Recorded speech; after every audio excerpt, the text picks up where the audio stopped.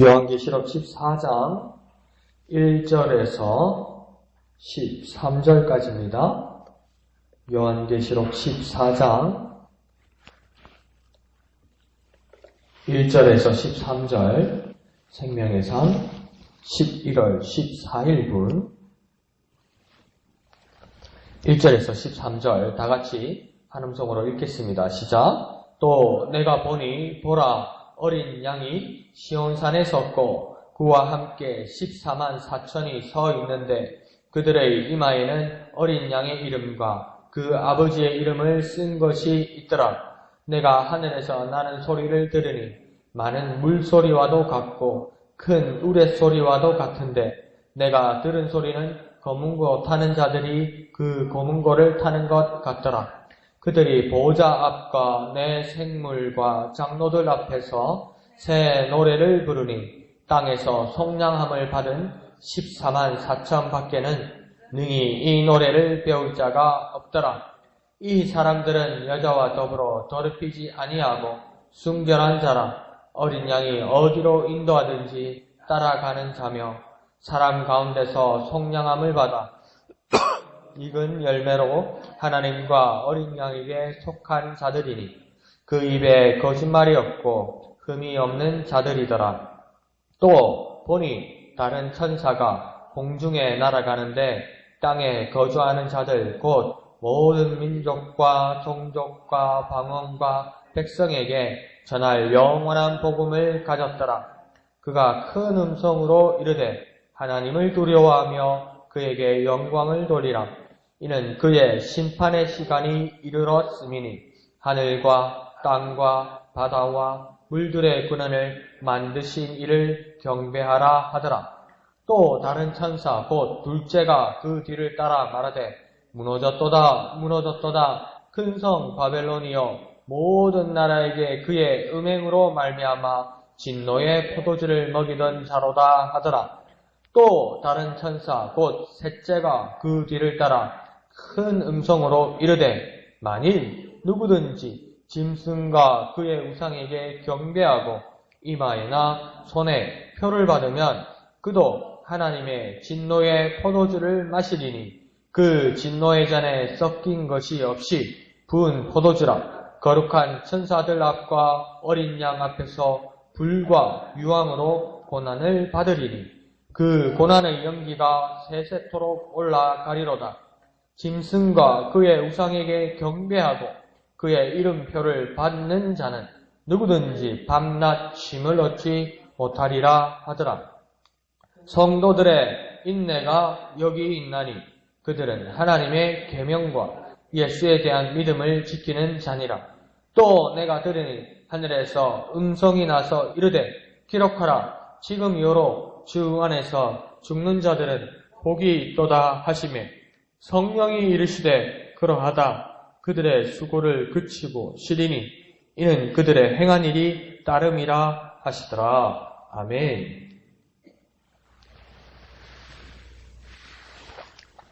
예, 오늘 본문을 보면 특별히 1절에서 14만 4천이라는 그 사람의 수들이 다시 나오기 시작합니다. 그런데 지난 7장 4절에서 나왔던 그 인원수들이죠. 14만 4천 명이 있더라 하면서 각 지파에 1만 2천씩에서 12지파 14만 4천 명이 나왔습니다. 그런데 여기에서 우리가 고민이 있었던 것이 14만 4천에 우리는 들지 못하면 어떨까 하는 그런 이단의 교리에 대해서 우리가 고민을 했었습니다. 그러나 7장에서는 분명히 문제가 풀렸습니다. 14만 4천 명 외에 그 다음 절에서 보면 뭐라고 되냐면 구름같이 커다란 무리들이 있었다면서 큰 무리들이 있었다고 이야기합니다. 그래서 14만 4천 외에 여러 나라 족속과 방언과 백성에서 큰 무리들, 더 셀 수 없는 무리들이 나오더래서 그 문제들이 풀렸습니다. 그런데 오늘 본문은 그 큰 무리, 구름같이 허다한 무리, 이런 무리들이 나오지 않습니다. 그냥 14만 4천으로 계속 그 본문이 유지되고 있습니다. 그러면 이 14만 4천이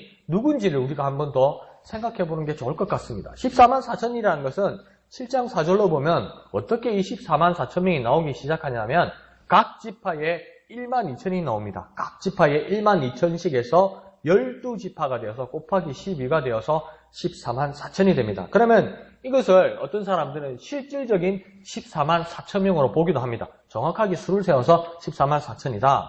그래서 일부 극단주의 복음주의자에서는 이단이 아니고요. 극단주의 복음주의자들은 뭐냐면 일반 교회의 그리스도인들은 14만 4천 안에 들어가지 않는다는 것은 다 동의하고 있는 바예요. 더 많은 각 나라 족속과 방언과 백성의 사람들이 주님 앞에 나아가게 된다고요. 그러면 이 14만 4천이 이스라엘 사람들에게 해당되는 14만 4천이라고 보는 사람들도 있습니다. 그런데 오늘 본문에서는 그것만 가지고는 해결이 되지 않는다는 겁니다. 하나님 앞에 지금 천상의 예배를 드리고 있는데 14만 4천의 인구밖에 안 나옵니다. 그러면 극단적으로 이야기하면 지금 이 예배에 참여할 수 있는 사람은 그러면 이스라엘의 12지파밖에 되지 않지 않는가?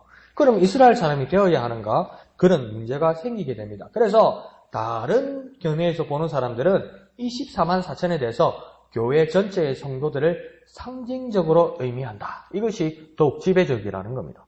14만 4천 명이라는 숫자를 말하는 것이 아니라 상징적인 것이다. 많은 무리들이 모였다는 것이다. 완벽하게 모였다는 것이다.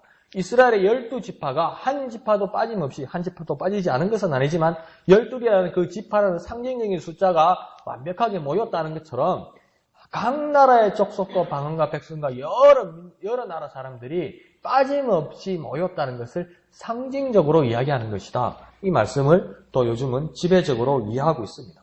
그런데 제가 여러분께 말씀드리고 싶은 것은 본문을 통해서 이해할 수 있는 것은 중요한 의미는 14만 4천 명이라는 숫자가 아니라는 겁니다.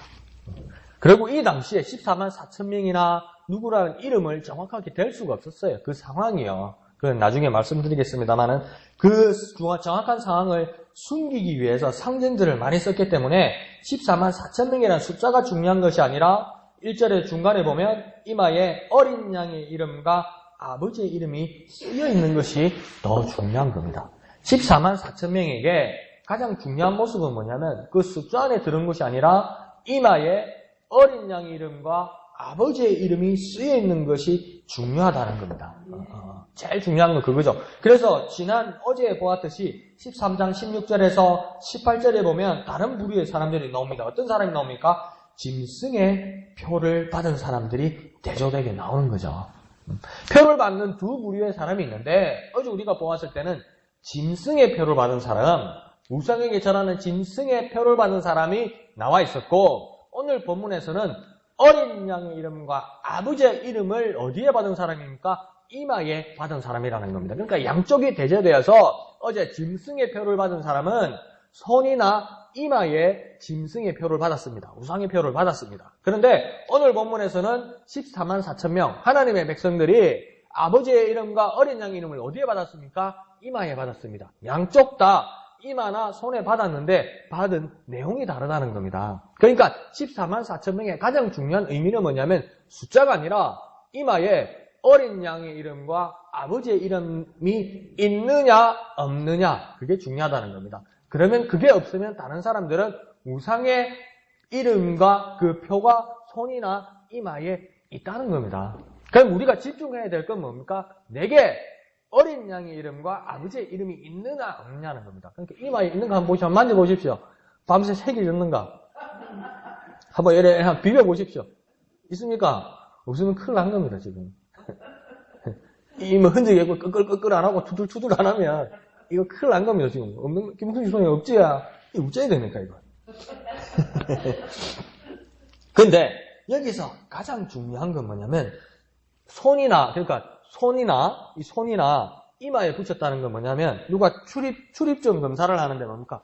출입증 검사를 하면 막 호주머니에다가 막 지갑을 찾아가지고 여기 내 신분증, 내 출입증 이렇게 말하는 게 이러면 잊어버릴 수 있잖아요. 지금 아침에 출근을 해야 되는데 회사에 출근해야 되는데 출입증 아니면 없으면 가지고 가는데 막 지갑을 찾으면 어이구 지갑을 안 가져왔네. 그럼 오늘 출근을 못 하는 거. 오늘 출근을 못 하면 일당이 없네. 이거는 일당이 없는 정도가 아니라 지금 하나님의 집이 들어가야 되는데 없다는 걸, 그거 못 들어간다는 건 그러면 이 증으로 가지고는 안 된다는 거예요. 그러니까 뭡니까? 이마에나 손에다가. 그 이마를 뭡니까? 그냥 누가 봐도 쉽게 표가 난다는 겁니다, 이게. 막 숨길 수 있는 게 아니라 쉽게 표가 나고 누구나 알 수 있다는 겁니다. 누구나 보기 쉽고 당사자도 숨기지 않고 표현한다는 겁니다. 이게 표를 받았다는 건요. 이름을 받았다는 건 숨기지 않고 드러난다는 겁니다. 이게. 그냥 지나가면 인상 좋으시네요 이러잖아요. 처음 본 사람은. 그러니까 얼굴 전체를 이렇게 보는 거잖아요. 그것처럼 여기 이마에 어린 양 이름과 아버지 이름이 그냥 있어서 예수쟁이네 이렇게 나와야 된다는 겁니다. 우리 삶이 딱 봤을 때 예수쟁이네 이렇게 나와야 된다는 겁니다. 저게 믿는 놈인가 저래 다니는 사람인가 이러면 안 된다는 겁니다. 이게. 그러니까 어린 양이 이마에 표로 받았다는 그겁니다. 그리고 그러니까 짐승이 표로 받았다는 사람도 확실히 표현한다는 겁니다. 확실히 표현한다는 겁니다. 그것을 이야기하는 겁니다. 그러면 어떻게 적용할까요? 내가 예수 이름으로 구원받고 하나님을 아버지라 부르는 고백과 믿음이 있으면 이마에 받은 표시같이 떳떳하고 숨김이 없어야 됩니다. 예수의 이름과 아버지 하나님의 이름이 떳떳하고 숨김이 없어야 됩니다. 그거요. 삶으로 적용하기가 이제 넉넉하지도 않고 이제 표현을 해야 되는 겁니다. 우리 식구들끼리는 교회 와서는 뭔가 다 같이 밥 먹으면 이 겨울 같으면 김이 모락모락 나는 국하고 밥 앞에 그러니까 이렇게 기도로 이렇게 합니다. 다 같이 있으니까. 그런데 어디 가서 사람들 많은 데서 회식하는 데 가면 그냥 기도 안 하고 먹고 또 양심이 찔리는 거 이러고 이거 뭡니까? 이 부끄러움이 있다면 이마에 손에 아버지의 이름과 어린 양의 이름이 없는지도 모르는 거죠. 떳떳하게 보일 수 있는 것이 정말 이 사람들의 모습이 되어야 되는 겁니다. 그래서 24만 4천 명의 모습이 2절, 3절에서는 이제 새 노래를 부르게 됩니다. 그래서 3절 하반절에서 이 노래를 뭐라고 이야기하냐면 능히 이 노래를 배울 자가 없더라. 이렇게 이야기합니다. 이 말은 무슨 뜻일까요? 이전에 부른 적이 없다는 겁니다. 이전에는 부른 적이 없다는 겁니다. 그리고 또 한 가지 뜻은 뭐냐면 세상은 이해를 못하고 흉내낼 수 없다는 겁니다. 이걸 누가 부른다는 말입니까 도대체?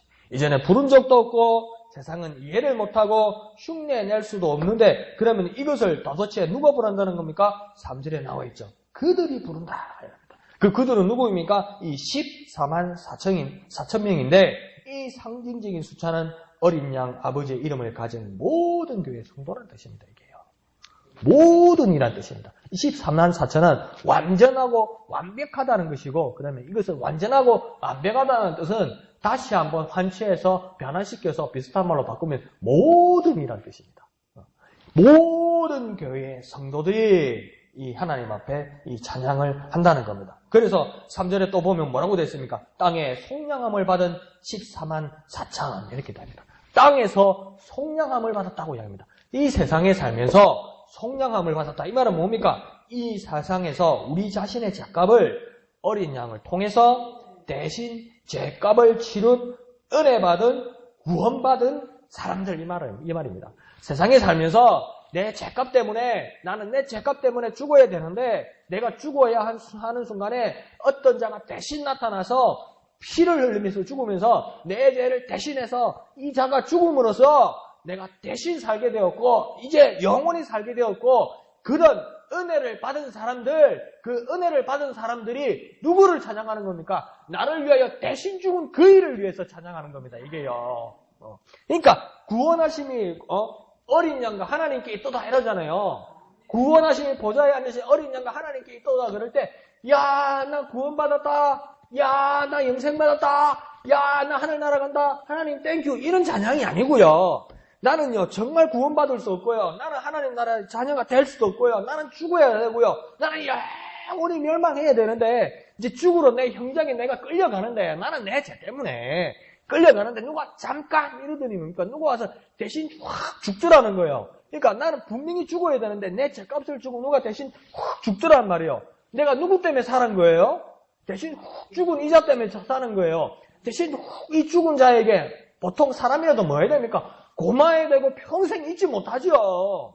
평생 잊지 못하죠. 내가 죽어야 되는데 대신 죽었는데 평생 못 잊죠. 그러니까 지금 이 세월호에서 아직 못 건진 사람 중에 9사람이 있는데 그 중에 학교 교사가 있어요. 이 학교 교사는 어떻게 죽었냐? 왜? 뉴스 나오니까 이제 세월호 이제 뭡니까? 구조 이제 안 하셔도 됩니다. 잠수사들도 목숨이 중요한 거니까 안 해도 되면서 대표로 발표하던 그 아줌마 있죠. 그 아줌마가 누구냐면 그 학교 교사의 부인입니다. 이 학교 교사가 왜 못 찾았냐면 구명조끼를 입고 있다가 배가 깔아앉으니까 구명조끼를 벗어가지고 애들을 입혔어요. 근데 이분이 지금 어딘지 찾지도 못한 거예요.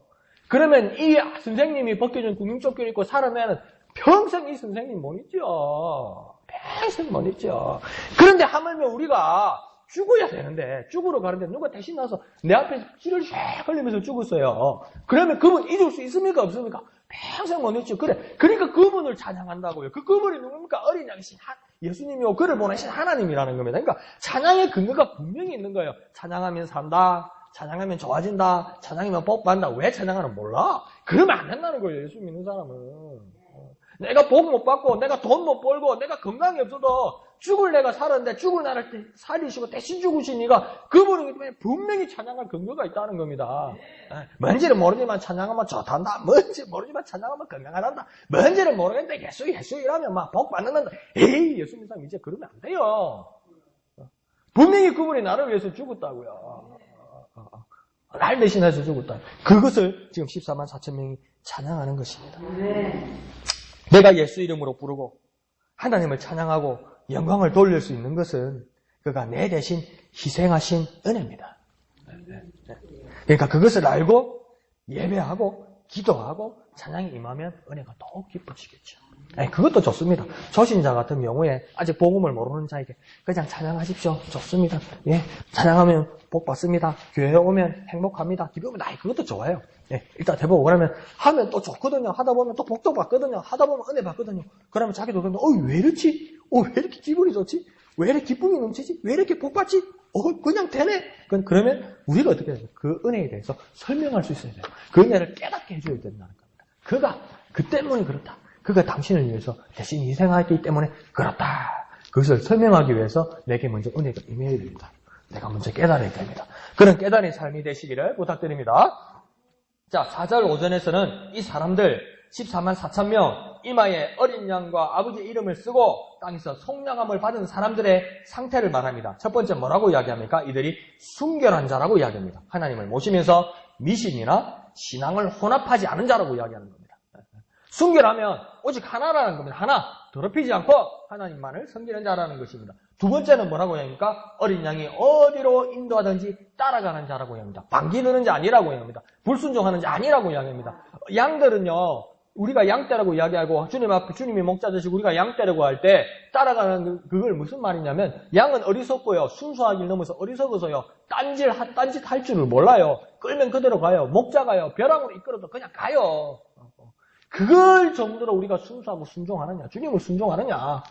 14만 4천 명은 순종한다고 이야기합니다. 세 번째는 뭐라고 합니까? 속량함을 받아 하나님과 어린 양께 속한 자, 이렇게 이야기합니다. 그러니까 내 죄값 대신 주님이 희생하셔서 내 소속이 그분께로 바뀌어진 자. 나는 지옥 권세로 불과 연기와 유황이 있는 곳으로 떨어져야 되는데 그분이 나를 대신해서 죄값을 치려서 피값으로 목숨으로 값을 치려서 내 소속이 변하여진 자, 하나님께로 내 소속이 변하여진 자, 그런 자들이라고 지금 이야기하는 겁니다. 그리고 네 번째 5절에서 뭐라고 얘기합니까? 거짓말이 없고 흠이 없는 자. 이게 무슨 말입니까? 주님 앞에 진실된 자입니다. 죄송한요, 우리가 여기서 저도 제가 쓰기 떼컹하더라고요. 이게 신앙생활이 노련해지니까, 신앙생활이 좀 되니까 노련해지면 뭐가 생기는 줄 압니까? 진실되지 않아요. 노련해지면요, 진실되지가 않아요. 이상하게요. 꼼수가 생겨요. 꼼수가. 요령이 생겨요. 그건 뭡니까? 거짓말이 있고 흠이 있다는 겁니다. 저에게도 그런 게 있더라고요.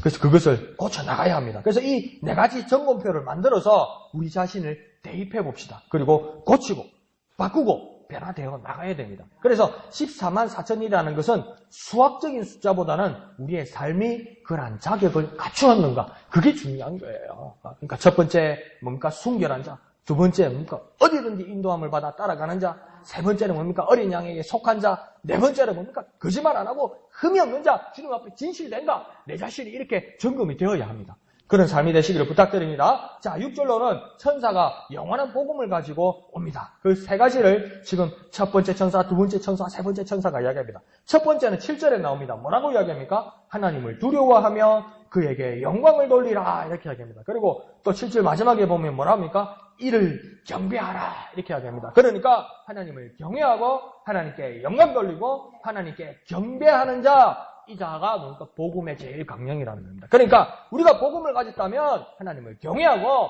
하나님께 영광 돌리고 하나님께 경배해야 되는 겁니다. 그래야 복음을 가진 자라는 겁니다. 두 번째 천사는 8절에 나옵니다. 뭐라고 얘기합니까? 근성 바벨론이 무너진다 이렇게 얘기합니다. 그런데 여기서 보세요. 바벨론이 언제적 나라입니까? 예수님 태어나시기 600년 전의 나라입니다. 이거 없어요. 그런데 왜 큰성 바벨론이 무너진다고 합니까? 이때 상황을 한번 생각해 보십시오. 침례 요한이 이 요한계시록을 쓸 때 상황이 로마의 식민지고 요한은 복음을 전하는 자, 주님의 제자이고 또 목사이기 때문에 지금 유배가 있어요. 감옥살이를 하고 있어요. 근데 정확하게 지금은 로마 시대였어요. 그러면 로마가 죽는다, 네로가 어떻게 된다, 뭐 누가 어떻게 된다 정확하게 쓰면 어떻게 되겠습니까? 다 쓰지도 못하고 죽어요. 안 그렇습니까? 이 말씀을 들을 수도 없어요. 그러니까 수수께끼처럼 상징처럼 써놓은 거예요. 그러니까 이 바벨론은 지금 1차적인 의미는 뭐냐면 이 바벨론은 뭡니까? 로마 제국을 말하는 겁니다. 로마 제국이 결국은 멸망할 거다. 성도들아 이 핍박에 대해서 견디라 이 말이고 또 두 번째는 뭐냐면 사단의 제국을 말하는 겁니다. 악의 제국을 말하는 겁니다. 이스라엘을 멸망시킨 모든 권세, 하나님의 백성을 멸망시킨 모든 권세를 말하는 겁니다. 그런데 이 모든 사단의 권세, 하나님의 백성을 괴롭히는 모든 권세들이 하나님의 심판으로 결국은 멸망할 것이라는 것이 믿음의 제2강령이 되어야 된다는 겁니다. 복음의 제2강령이라는 겁니다. 지금 천사가 가져온 거예요. 그러니까 우리를 괴롭히고 우리를 핍박하고 우리를 영원히 억누를 것 같은 어둠의 권세가 영원할 거라고 생각하지 말라는 겁니다. 마침표를 찍을 날이 올 거라는 겁니다. 멸망할 날이 올 거라는 겁니다. 그러면 내게 있는 짐과 고통과 고민과 근심 이거 영원히 갈 것 같은데 아니라고요. 떨쳐나갈 거라고요. 떨어져 나갈 거라고요. 그걸 믿으라는 겁니다. 그 다음 세 번째 천사가 뭘 부릅니까? 9절에 보면요. 세 번째 천사가 짐승과 우상에게 경배하고 이마나 손에 표를 받으면 10절에 뭐라고 이야기합니까? 불과 유황으로 고난을 받게 된다 이렇게 이야기합니다. 그러니까 이제 우리가 더 서서히 이해가게 되는 겁니다. 13장의 짐승의 표나 오늘 본문의 어린 양의 아버지, 어린 양이나 아버지의 이름을 받는다는 것이 무언지 서서히 알게 되는 겁니다. 그러니까 어제 그 666이라는 숫자도 이제 우리가 고민할 필요가 없는 겁니다. 뭐 바코드나 베리칩 같은 그런 표가 아니라는 겁니다. 이거요 없었던 것 같잖아요. 오늘 생명의 삼도이면 다 한번 표지 보세요. 여기 이상한 짝대기 있죠? 짝대기. 표지에 보면요. 맨 앞에 한번 보세요. 이게 바코드예요. 이게 바코드요. 이게요. 몇십 년 전만 해도 이게요. 666이라고 그랬어요. 근데 이걸 왜 지금 여러분 다 가지고 다니는 거예요? 지옥 가는 거예요. 지옥 가. 이러면. 이게 아니더라는 거예요. 잘못 알고 있었더라는 거예요. 그냥 상품 표시예요. 가격 표시예요, 이게. 그러니까 이제, 그럼 책이나 물건에는 붙이는 건 이제 괜찮고, 어느 교회에서 뭐라냐면, 이만한 손에 이제 칩을 받으면 안 된다. 아이, 그것도 그냥 상품 표시예요, 상품 표시. 내 신용카드를 넣는 거예요. 그것 때문에 지옥 가고 안 가고가 어딨어요? 그럼 이 칩 하나가, 쇠 쪼가리 하나가, 그게 믿음이란 말이에요? 아니란 말이에요. 그러니까 짐승의 표고 666의 표라는 것이 무엇입니까?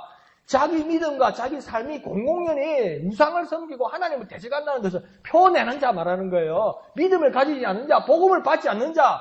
뭡니까? 지금 9절에서도 그렇게 얘기하잖아요. 우상에게 경배하고 짐승에게 경배하고 이마에 손을 표를 받는다는 건 뭡니까? 내가 짐승이나 우상을 경배하는 자다 이렇게 표내고 내는 자. 표낸다 안 그러냐? 촌놈아 표내라 이러잖아요. 니 돈 좀 있다고 표내라 이러잖아요. 표시내라 이러잖아요. 그 표내는 자. 그 표를 말하는 거 아니에요, 지금요. 그런 자들은 뭐라고 이야기하는 겁니까? 불과 유황과 고난으로 들어가게 된다고 이야기하는 겁니다. 그러니까 지옥으로 가게 된다는 거죠. 그래서 부연선명으로 11절에 뭐라고 얘기합니까? 그 고난의 연기가 세세토록 곧 영원토록 밤낮 쉼을 얻지 못하리라. 영원한 고통을 다할 것이다. 이렇게 이야기하는 겁니다. 그러니까 표 받는 게 뭔지 정확하게 알겠잖아요. 내가 예수 믿는 사람이면 확실히 해라는 겁니다. 그냥. 그리고 예수 안 믿는 사람도 확실히 하라는 겁니다. 좌우당간에 확실히 하라는 겁니다. 지금요. 그러면 표가 난다는 겁니다. 경상도 촌말로 표 난다는 겁니다. 포시 난다는 겁니다. 포시나. 그 이야기예요, 이게요. 그러면서 12절은 이 대조의 상황과 사람을 말합니다. 이제 멸망받는 사람 외에, 목사님, 복음이 무섭네요. 다 죽는다고 이야기하네요. 그게 아니라, 오늘 12절에 보면 뭐라고 합니까? 여기서 성도라고 이야기하는데 이 성도란 말을 환원하면 14만 4천의 상징을 말합니다. 이 사람들 14만 4천 명 이마에 어린 양과 아버지의 이름을 쓰고 땅에서 속량함을 받은 사람들, 이것이 다 같은 말입니다. 어째 보면 12절 하반절은 이 복음에 대해서 한마디로 세 가지가 아니라 한마디로 그것도 긍정적으로 정리합니다. 뭐라고 합니까? 성도의 인내가 여기 있다. 그러니까 복음을 지키는 자에게는 인내가 필요하다는 겁니다. 기다리는 게 필요하다는 겁니다. 지켜내는 게 필요하다는 겁니다. 뭐라고 합니까? 하나님의 계명과 예수에 대한 믿음을 지키는가. 이것이 가장 큰 한 가지의 복음이라는 겁니다. 하나님에 대한 계명과 예수에 대한 믿음을 지키는 것, 이것은 성도의 인내가 될 것이고, 인내는 뭡니까? 맨 끝에 지키는 겁니다. 인내한다는 건 뭡니까? 지킨다는 겁니다. 처음에는 좋아요. 아이고 좋네 이러다가 아이고 좋네 이러다가 며칠 아이고 냄새야. 이건 인내가 아니에요. 누구한테 선물 받았는데도 아이고 우리 이쁜이가 선물을 준다. 아이고 손수건을 보면 우리 이쁜이밖에 생각 안 난다고 또 아이고 좋네 이러다 땀 냄새 나니까 에이, 이건 인내가 아니라고요. 냄새가 나서 지키는 거라고요. 그러니까 우리가 복음을 처음 받았을 때 기쁨이 있으면, 우리가 하나님의 계명과 예수에 대한 믿음을 받았을 때 그 기쁨이 있으면 지루해하거나 벗어버리는 것이 아니라 끝까지 지키는 것, 그것이 성도의 인내고 그것은 복음이라고 이야기하는 겁니다. 지금요. 그것이 우리 일생에 이 복음을 지켜야 하는 겁니다. 그런데 13절에서 하늘에서 들리는 음성이 나타납니다. 13절에. 그러면서 모순 속에 이 진리를 발견하게 됩니다. 뭐라고 얘기하냐면 죽는 자는 복이 있다 이렇게 얘기합니다. 죽는 게 복이라고요. 목사님 좀 따고 함부로 그런 말 하는 거 아닙니다. 어른 앞에서 그렇게 말씀하실 수도 있습니다. 그런데 여기서 의미는 분명합니다. 뭐라고 얘기합니까? 어떻게 죽는 거라고 이야기합니까? 주 안에서 죽는 자는 복이 있다. 그럼 주 안에서라는 어떤 뜻일까요? 주님의 뜻, 주님의 방법, 주님의 인도 가운데 마침표라고 말하지 맙시다. 목적을 이루는다. 주님의 뜻, 주님의 방법, 주님의 인도 가운데 마지막에 목적을 이루는 자, 그 자들은 복이 있다. 이렇게 얘기하는 겁니다. 그러면서 13절 하반절에서 어떤 이야기를 합니까? 수고를 그는 자는 수고를 그치고 쉼을 얻는다. 안식을 얻는다. 당연히 고생하고 당연히 노력했으니까 당연히 우리가 주 안에서 하나님의 뜻대로 하나님의 방법대로 고생하고 노력했으니까 결국은 그 수고를 그치게 하시고 쉼을 주신다. 안식을 주신다. 이렇게 이야기하는 겁니다. 그러면 그 쉼과 안식에는 근거가 있다고 이야기합니다. 13절 마지막에서 뭐라고 이야기합니까? 왜 그들은 수고를 그치고 쉼을 얻을 수 있습니까? 행한 일을 따라하는 겁니다. 지키는 것을 따라하는 겁니다. 행한 일대로입니다. 행한 일대로. 아무것도 안 했는데 안 됩니다. 행한 일대로. 그 행한 일이 뭐라는 겁니까 도대체? 어이구 목사님 믿음만 갖고 천국 못 가요? 아닌 거예요 목사님. 그런데 뭡니까? 한번 가만히 생각해 봅시다. 행한 일이 있어야 수고를 거치고 행한 일이 있어야 쉼을 얻는다고 이야기해요. 이게 뭡니까 목사님? 은혜가 아니고 뭡니까? 잘 보십시오. 하나님의 계명과 예수에 대한 믿음을 지키는 그 행함에 따라 쉼을 얻고 그 수고를 그친다는 겁니다. 그러면 오늘 한번 우리가 하나님의 계명, 예수에 대한 믿음을 지키는가 우리 자신을 점검해 보십시오.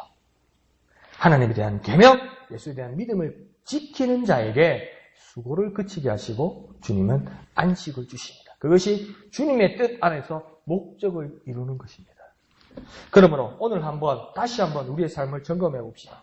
영원한 복음, 하나님에 대한 계명, 예수에 대한 믿음을 묵상해 보는 오늘 하루 되시기를 부탁드립니다. 그리고 그 행한 일을 따라라고 하시는 말씀처럼 나는 오늘 무슨 일을 해야 되는가?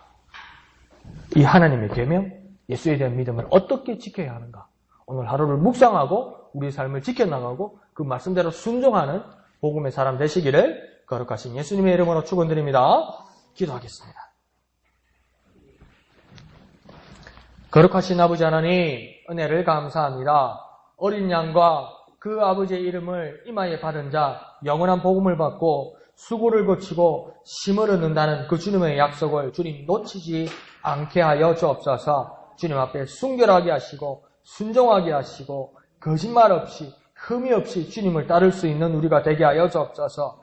주님 안에서 주님의 뜻과 주님의 방법과 주님의 인도하심을 따라 삶의 목적을 이루러 주님 앞에 드려드리는 우리가 되게 하여 주시옵소서. 나는 오늘 무슨 일을 행해야 하는지, 하나님에 대한 믿음을, 하나님에 대한 계명을, 예수에 대한 믿음을 어떻게 지켜야 할지 묵상하고 고민하고 큐티하는 우리가 되게 하여 주시옵소서. 모든 것을 감사드리며 거룩하신 예수님의 이름으로 간절히 기도하옵나이다.